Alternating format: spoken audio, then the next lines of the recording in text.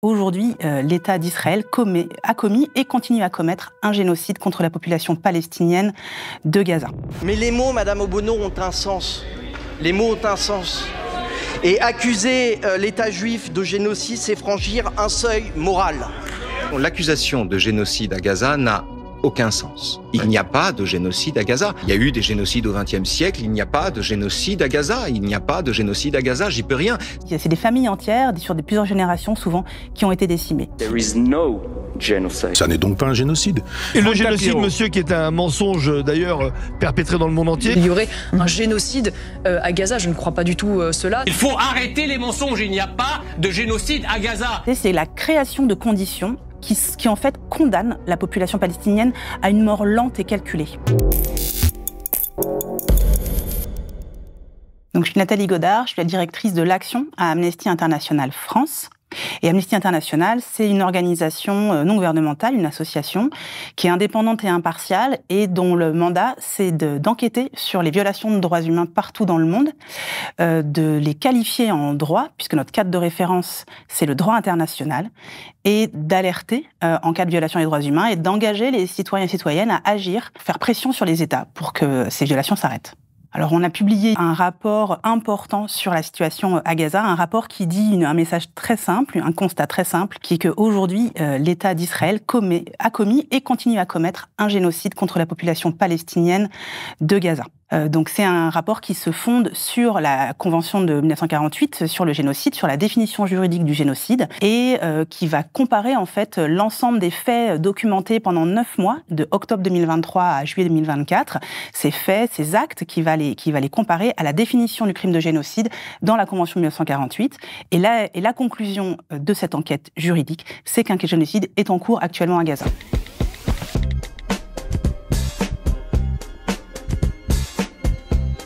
Alors le crime de génocide, il a d'abord dans l'imaginaire général, dans la conscience universelle, il a d'abord une portée symbolique et historique très forte et qui est totalement indéniable. Mais il a aussi un statut juridique, il a aussi une définition juridique extrêmement précise qui a été posée après la Seconde Guerre mondiale, après le génocide des Juifs d'Europe. Et dans cette convention, il y a une définition qui est donnée. Cette définition, elle repose à la fois sur des actes qui sont interdits, donc 5 actes interdits, et puis le fait que ces actes aient dû être commis dans l'intention de détruire un groupe qui soit national, racial, ethnique ou religieux.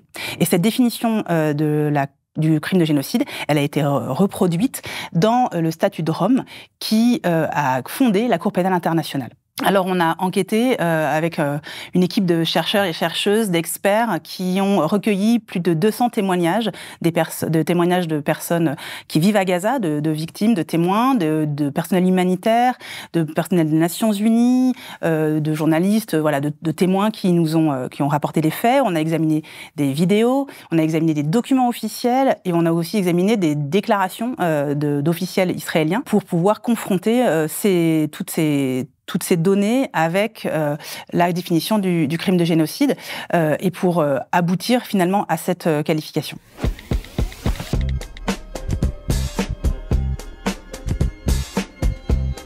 On a cherché à définir si les Palestiniens et les Palestiniennes répondaient au premier élément qui est est-ce qu'ils sont un groupe protégé par la Convention, et la réponse est assez simple à trouver puisque effectivement les Palestiniens et Palestiniennes sont à la fois un groupe national qui se reconnaît aussi comme ayant une culture commune, une langue commune, une histoire commune. Donc c'est exactement la définition d'un groupe protégé. Ça, c'est un sujet qui ne fait pas vraiment débat. Alors, dans la Convention contre le génocide, il y a 5 actes qui sont prohibés.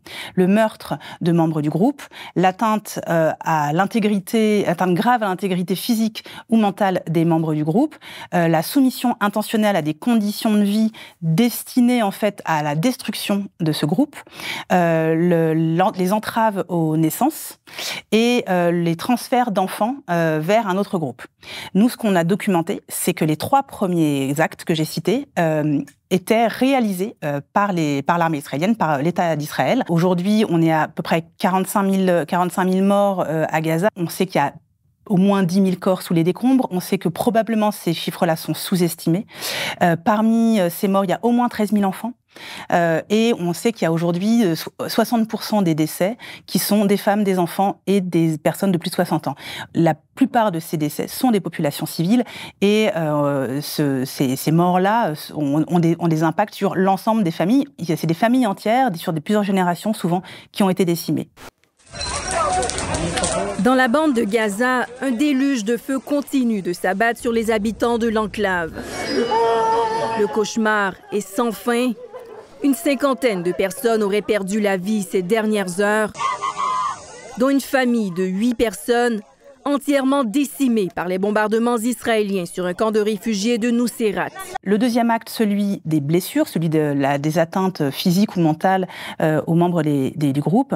On sait qu'il y a aujourd'hui plus de 100 000 blessés, 22 000 au moins qui auront un handicap, qui auront des séquelles, parmi eux, il y en a à peu près 4 500 qui ont dû subir une amputation. En fait, les dégâts physiques et mentaux sur la population palestinienne sont incommensurables. Non seulement des dégâts physiques comme ceux que je vous ai décrits, mais aussi tout ce que va créer le trauma d'une vie aujourd'hui qui a été complètement réduite, qui a été anéantie par la répétition des bombardements, les déplacements forcés, les conditions de vie terribles, etc. Et donc le troisième acte, celui donc de la soumission intentionnelle à des conditions de vie qui vont amener à la destruction des membres du groupe, c'est vraiment ce qu'on a constaté, c'est la création de conditions qui en fait condamne la population palestinienne à une mort lente et calculée par la destruction massive de tous les biens civils, les infrastructures civiles qui sont nécessaires à la vie, les hôpitaux, les terres agricoles, les logements. Donc cette destruction extrêmement massive, voilà, il y a 84% des établissements médicaux qui étaient détruits ou endommagés dès le mois de mars. C'est comme si on avait transformé finalement la bande de Gaza sous un tapis de bombes, comme si on avait aplati tous ces biens, toutes ces infrastructures sur lesquelles repose la vie.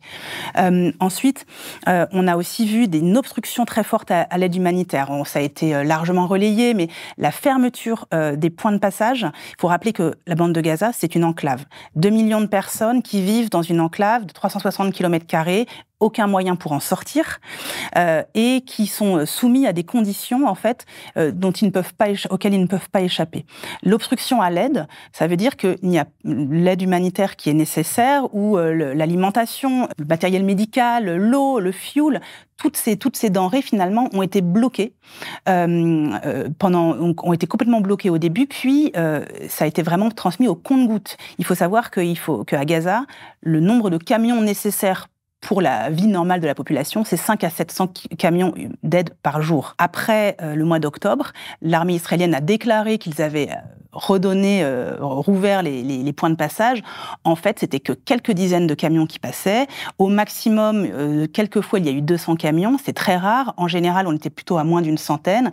Et au mois de novembre, les Nations Unies documentaient qu'il y avait uniquement 70 camions par jour en moyenne. Donc, c'est vraiment beaucoup trop peu, et clairement, ça crée de la famine, de la malnutrition et des conditions de vie qui vont in fine conduire à la destruction du groupe. Et le troisième point sur la question de ces conditions de vie, ce sont les déplacements forcés de population. Dès le début des frappes israéliennes, il y a eu ce qu'ils appelaient des ordres d'évacuation, mais en fait, qui sont des déplacements forcés, où la population palestinienne était obligée de quitter son logement en masse pour se retrouver dans d'autres endroits qui étaient tout aussi démunis, tout aussi impropres à les accueillir dans des bonnes conditions. Ils se sont entassés dans des zones qui étaient déjà extrêmement affaiblies, et dans des conditions de vie absolument dantesques, où au mois d'avril, je crois, l'UNICEF documentait qu'il n'y avait qu'une douche pour près de 1300 personnes. C'est vraiment des conditions qui ne permettent pas, en fait, ni des conditions de santé, ni une projection dans l'avenir qui est possible. Donc ces actes-là, on les a vraiment documentés, et ce qu'on a conclu, c'est que on était vraiment face à des actes qui provoquaient la destruction de la population. En fait, la définition du crime de génocide, elle repose sur à la fois le fait d'avoir commis des actes prohibés, mais aussi il faut que ces actes prohibés ils aient été réalisés dans l'intention spécifique de détruire le groupe. Et pour pouvoir démontrer l'intention, nous on s'est appuyé sur un certain nombre de preuves. On a examiné plus d'une centaine de déclarations d'officiels israéliens, qu'ils soient membres du gouvernement, membres même du cabinet de guerre, membres de la Knesset, et donc tous ces, ou parfois aussi des hauts responsables militaires. Certains étaient même directement en charge de l'offensive. Et en fait, parmi ces déclarations, on retrouve une déshumanisation, un discours raciste, un discours d'appel à la violence, de légitimation du génocide. On se souvient de cette déclaration de Yoav Gallant juste après le début de la guerre qui parlait d'animaux humains. On a entendu des discours de ce type-là pendant toute la guerre, et ce ne sont pas des discours nouveaux. Ils s'inscrivent aussi dans une banalisation du discours raciste contre les Palestiniens, depuis d'assez longue date. On se souvient, par exemple, de cette phrase de Bezalel Smotrich qui disait qu'il n'y a pas de peuple palestinien, qu'il n'existe pas.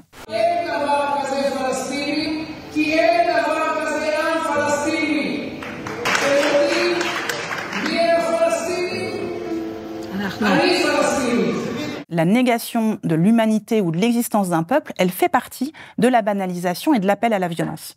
Donc ça, on a documenté ces actes-là et ces déclarations, et on a retrouvé aussi dans l'examen de vidéos de soldats israéliens présents à Gaza, on a retrouvé une reproduction de ces discours. En fait, ces discours-là, ils ont aussi alimenté d'une certaine manière la violence et les actes illégaux commis par les soldats israéliens. L'intention, on la retrouve pas seulement dans les déclarations, on la retrouve aussi dans le schéma de conduite de la guerre, dans le fait que finalement, le fait de frapper de manière aussi continue, intensive, brutale, indiscriminée des zones très densément peuplées de civils, ça n'est pas accidentel, c'est intentionnel. Quand on retrouve des frappes par des frappes israéliennes sur des zones très densément peuplées, alors qu'il y a des déplacés qui se sont installés dans des maisons, donc on a des immeubles avec des familles nombreuses, puisqu'il y a à la fois les familles d'origine et puis des personnes déplacées, pendant la nuit, donc pendant le sommeil des personnes. Évidemment que le très grand nombre de morts civiles, ça n'est pas un hasard, ça n'est pas un accident, c'est forcément intentionnel. Et donc, ce schéma de conduite de la guerre, le fait de frapper des hôpitaux, de frapper les terres agricoles, et aussi d'aller détruire une part de l'histoire, de la mémoire, de la culture, des lieux religieux de la population palestinienne. On a documenté qu'il y avait eu des mosquées, il y avait eu des sites archéologiques qui avaient été détruits alors même qu'il n'y avait aucun objectif militaire. On a l'impression qu'il y a une volonté de détruire à la fois le passé avec ces types de destruction, le présent avec les destructions des hôpitaux, l'impossibilité d'avoir accès à l'aide humanitaire, le fait de tuer des civils, et puis aussi d'une certaine manière de détruire aussi le futur avec les destructions d'écoles, les atteintes sur les enfants, le nombre de blessés qu'on retrouve parmi les enfants. C'est vraiment cette intention-là qu'on a pu documenter.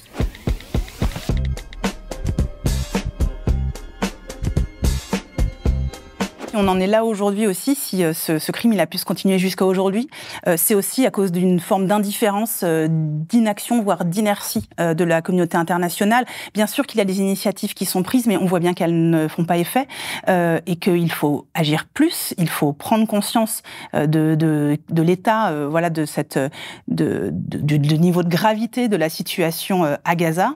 La question du cessez-le-feu, quand nous on a appelé au cessez-le-feu il y a un an, la France ne le faisait pas. Aujourd'hui, la France appelle au cessez-le-feu, mais il ne suffit pas d'être dans la déclaration. Il faut agir de manière beaucoup plus ferme et peser au niveau international pour que les choses s'arrêtent.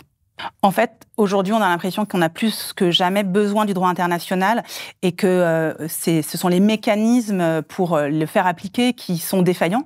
Il faut que les États se rendent compte de ce bien commun qu'est le droit international. C'est aussi ça qui permet que les relations et que les relations soient apaisées, soient pacifiques. Aujourd'hui, on a besoin de le défendre parce que ce sont des populations civiles qui en payent le prix quand le droit n'est pas appliqué. Ce sont des populations civiles civils qui meurent et qui sont menacés par la violence. Et ça, c'est vraiment c'est quelque chose contre lequel on doit évidemment s'élever absolument aujourd'hui. Rien ne peut justifier ce qui se passe aujourd'hui à Gaza. Absolument rien. Aucun massacre précédent ne peut justifier un tel crime. Et c'est aussi aux États de rappeler que ce sont eux-mêmes qui ont créé le droit et qui doivent le faire appliquer.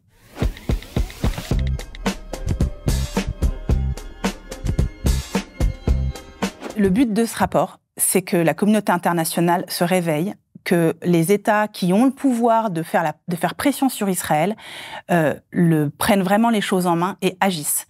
Aujourd'hui, il y a de l'argent qui arrive pour alimenter cette guerre, il y a des armes qui arrivent pour alimenter cette guerre. Il ne faut plus $1, il ne faut plus une arme qui puisse continuer à approvisionner cette guerre. Ça, c'est extrêmement important. Et les États qui continueront à vendre des armes à Israël, après la sortie de ce rapport, après le fait qu'on ait nommé ce crime de génocide, risqueraient de se rendre complices du crime de génocide. Donc on appelle aujourd'hui la France, l'Europe, les États-Unis, les pays qui peuvent faire pression sur Israël à agir pour obtenir un cessez-le-feu, pour mettre fin à ce génocide en cours et pour lutter aussi contre l'impunité d'un crime aussi grave.